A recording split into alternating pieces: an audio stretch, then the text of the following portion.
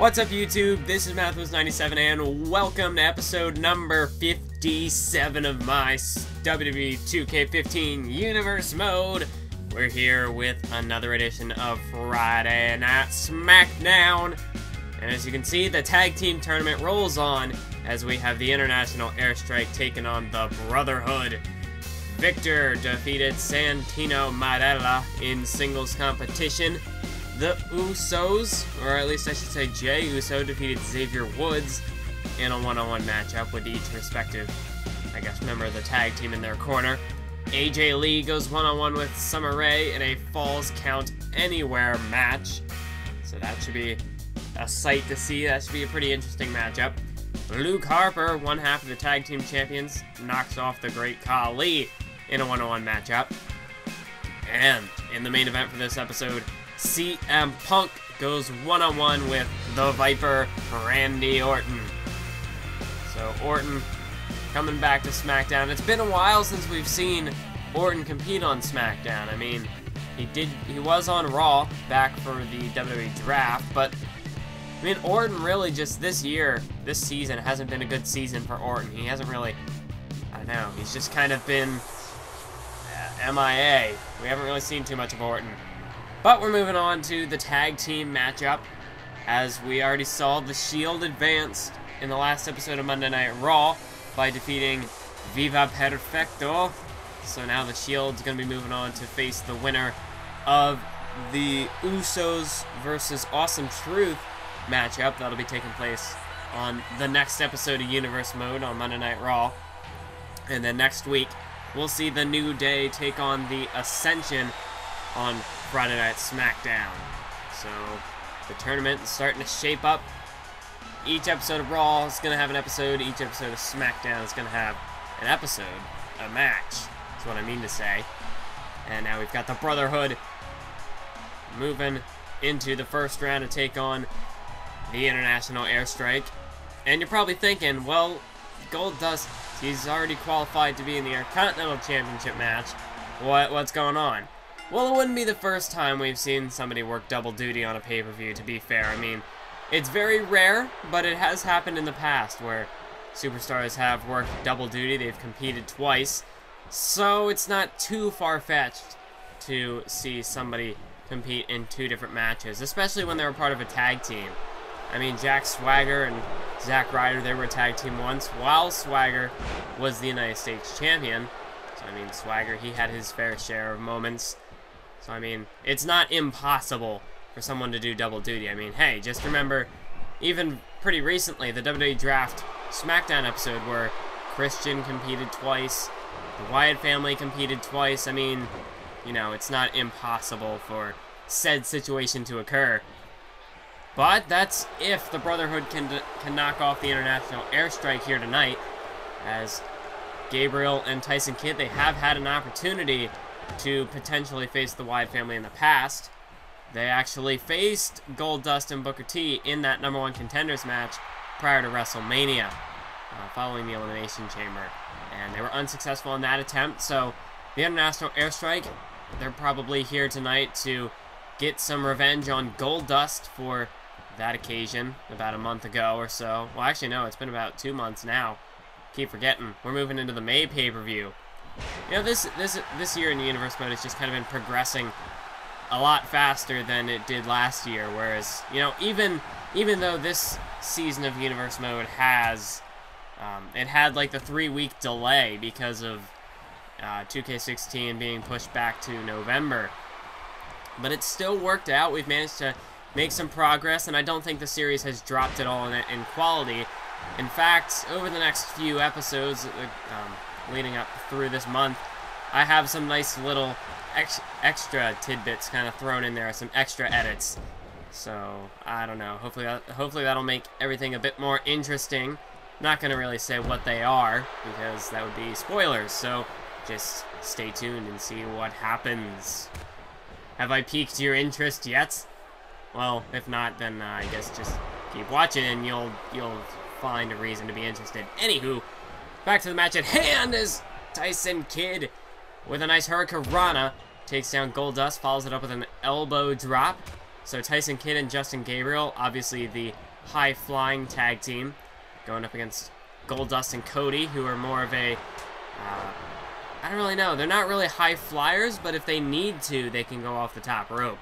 Obviously, that's not their element. They're more of a, I guess, more of a pure wrestling style would be more like it. Cody Rhodes, definitely, he's a good technician in the ring. And Goldust, he's got a very unorthodox style, let's put it that way. But look at this, Cody Rhodes already, Alabama Slammer, taking down Tyson Kidd, goes into the cover, that could be it. 1, 2, no, kick out by Tyson Kidd at 2. But already, Goldust and Cody Rhodes have the upper hand. Tyson Kidd, he's not looking good, as Goldust tags into the matchup now. Goldust going to the top rope. Look at this. Oh, what an innovative tag team maneuver there. Cover here by Goldust. That could put Tyson away. 2 count. 3. No. Just a last-second kick out there by Tyson Kidd. Oof. Tyson's not looking too hot. Cody Rhodes, looks like that kind of took a lot out of him. That suplex into a... I don't really know what Goldust did off the top rope, what you can call that. But I mean, maybe kind of like a crossbody. I mean, it wasn't really, but I don't know. Whatever it was, it's effective. As Tyson Kidd now counters, but he's still not in the corner he wants to be in. He wants to get over into his team's corner. Look at this. Springboard sunset flip. And that's going to disorient Cody Rhodes here. Tyson Kidd, now would be a good opportunity to try to get Cody Rhodes into the corner of the International Airstrike. As he hits a nice side Russian leg sweep there, able to counter Cody Rhodes. As, look at this, punch to the gut by Rhodes, counter by Tyson with a kick to the gut. And here's Tyson now, look at this, Frankensteiner taking down Cody Rhodes. But Tyson Kidd, he's taking a lot of punishment as he dropped down to 1 knee there. Tyson, he's going to have to tag out of this one when he gets the opportunity to. As you can see, Cody catches the kick there. And now a running knee lift there by Cody Rhodes. As Tyson Kidd, he's in trouble right now.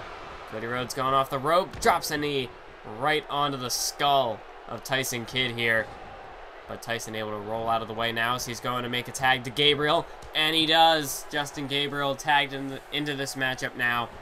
Oh, but Cody Rhodes actually sidestepped that attempted kick by Gabriel, and now takes Gabriel down with a side suplex, as Cody Rhodes tags in Goldust now. So it definitely is advantage Brotherhood here. Justin Gabriel now makes a tag. Tyson Kidd back into this thing, delivers an uppercut to Goldust. And now he takes Cody Rhodes off the apron there. And now Tyson Kidd going for a suplex. But Goldust blocks it and delivers a suplex of his own. As now it is advantage Brotherhood. Just as it looked like Tyson Kidd was turning the tides. Just like that, Goldust able to counter and get his team back in control. With a nice backbreaker right there. Now just rubbing that boot across the face of Tyson Kidd. And Goldust now picking up Tyson, but Tyson counters with a nice knee to the gut. As Kidd gonna toss Goldust over there into the corner. Can he make a tag? Yes, he does. Gabriel back into this thing. As look at this. Oh, what a move. Oh, and into a kick by Tyson Kidd. Beautiful tag team combination there by Gabriel and Kidd. Can they finally start to mount some offense here in this matchup?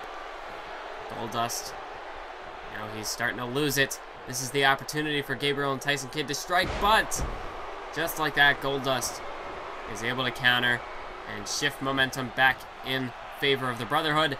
Look at Goldust here, reverse lifting DDT there, but Tyson Kidd is there to break up the pinfall attempt.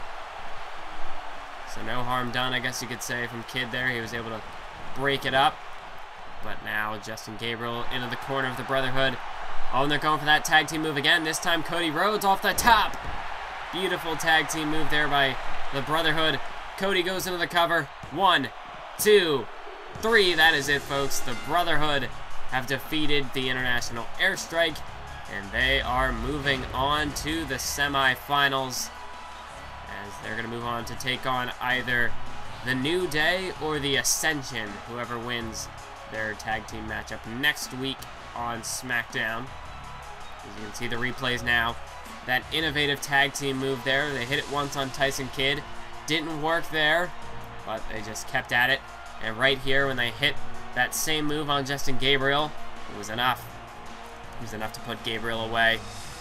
And now they're going to be moving on to the next round. So, Goldust, could his quest to defeat the Wyatt family finally come to fruition? Can they finally achieve success? Well, they've still got other teams to defeat. They still have to defeat another 2 teams if they want to even get a shot at the Wyatt family. As you can see, there's the bracket once more. So we've got the Shield and the Brotherhood moving on to the semifinals. We'll find out in the next episode who will join those 2 teams in the semifinals. But now, we're going to move on to the Falls Count Anywhere match between Summer Rae and her opponent, AJ Lee. So both of these, wait a minute, there's Tamina Snuka again attacking somebody from behind. This time it's AJ Lee. And well, we saw what happened last time Tamina set her sights on someone. Summer Rae, she knows that well, what it's like to be attacked by Tamina Snuka. I mean, Summer was Tamina's first target. And we saw what happened there. Tamina Snuka readily disposing of Summer Rae. And now Summer Rae locking in that leg lock submission hold here.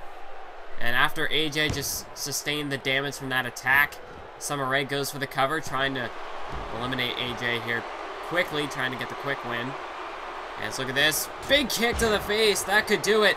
Cover by Summer Rae. 2 count. And that is it. That match extremely short, and that's a huge assist to Tamina Snuka for attacking AJ beforehand. Summer Rae really didn't have to do much work herself to get the win there. Tamina had basically done all the work for her. So it was only, I mean, it only makes sense that AJ was defeated fairly quickly in that one.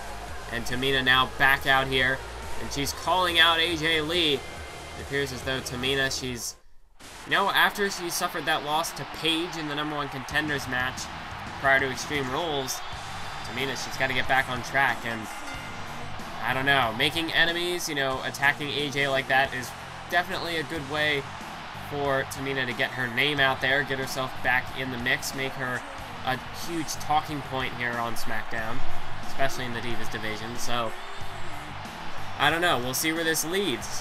But now it's time for the main event, as it is the WWE Champion CM Punk taking on the Viper Randy Orton. As Orton, wait a minute, Sheamus has incapacitated Randy Orton here. And it looks like Sheamus has inserted himself into this matchup. Well, I don't know. CM Punk, he's not prepared to face Sheamus. He was expecting a match with Randy Orton. So we'll see how CM Punk fares. At the moment, the match hasn't even started. These two just battling it out here at ringside. But they're both going to have to get back in the ring so that this match can begin. Or I guess in Sheamus' case, he's just going to have to enter the ring. Oh, look at this. Sheamus, he's not wasting any time. He's going right after Punk with the white noise out onto the floor. And Sheamus, you can see, he's just raking in the boos from the fans and just boosting his ego there, just taunting away while CM Punk suffers. But wait a minute, Punk counters with that nice neck breaker, almost turning it into like a reverse DDT there. As Punk picks Sheamus up now, going for a DDT, countered by Sheamus, and he plants Punk onto the floor with that arm breaker. But Sheamus definitely making an impact here, as he not only if he were to take out Orton like he just did, but if he can defeat CM Punk here tonight in singles competition, that would most likely line Sheamus up for a WWE Championship match with Punk if he can beat the champion. I mean, that's how, in most situations, that's how that works. You beat the champion, you get a shot, at least if there's no previous contender, no pre-existing contender at the time. And at the moment, there is no #1 contender to face CM Punk, so Sheamus, it's now or never for him. This is his opportunity to make an impact, and it appears as though he's doing just that. Short arm clothesline to Punk. But Sheamus, he was SmackDown's face for quite a long time, and now it appears as though Sheamus has just been tossed aside into the background. And especially now that the WWE draft has taken place with all these new talent coming over to SmackDown, really taking over, Sheamus feels as though the fans have they've just forgotten about all the contributions he made to the show, when all he did, his success, excuse me. And now it appears as though he's going to take out that aggression on CM Punk. You got to think, you know, if you're in Sheamus's shoes, you wouldn't be too happy if you're the guy who basically had been carrying the brand for at least for like the past, at least for the majority of the year, you'd been carrying the brand, and then you just kind of got tossed aside and then replaced with all these newer superstars, and you've just become yesterday's news. So Sheamus, he's gonna be very frustrated about that, and it has shown in his recent matches over the past few months. And now here tonight, he's finally he's fed up with it. Barrett couldn't get the job done in Extreme Rules, so now Sheamus feels like this is his turn, as he's going right after CM Punk here. But Punk, though, he's looking to show that he's a fighting champion. He's willing to face any and all challengers, and he's looking to teach Sheamus a lesson here now that Sheamus has just inserted himself into this matchup. Well, Punk, we know he's a guy who's ready to fight at all times. So let's get this going. As at the moment, it's kind of back and forth. Punk was starting to gain the advantage, but Sheamus counters with an arm breaker as he picks Punk up now. Sheamus, he's in control here, and now Punk's going to counter with the same move because 2K15 doesn't have any other counter animations other than the same 3 or 4 that we always see. And I think my audio might have skipped there. If it did, I apologize, but we continue on, whether or not it did. There's that knee in the corner, but Sheamus kicks out. Punk, the knee into the clothesline, not enough to put Sheamus away. But CM Punk now starting to fire up here, and just as I say that, Sheamus counters, because that's what always happens. Sheamus picking Punk up to his feet now, look at this, going for the double axe handle, but counter by Punk into that arm trap neck breaker. CM Punk now, he's got to put Sheamus away here quickly, as he's got him. Northern Lights suplex into the bridge. 1, 2. No, kick out by Sheamus. Sheamus continuing to fight on. And Sheamus cannot afford to lose this matchup. Especially now, I mean, he's taken out Orton, so he's already just made another enemy here. And, you know, if he went through all this effort and it's all for nothing, well then, he's failed. Wait a minute, bro kick!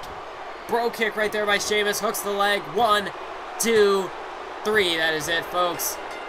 Punk going off the top rope, went for the elbow, missed it, and Sheamus took the opportunity to capitalize while Punk was disoriented. And Sheamus has scored a huge victory here tonight over the WWE Champion. But Sheamus, I think that makes him #1 contender.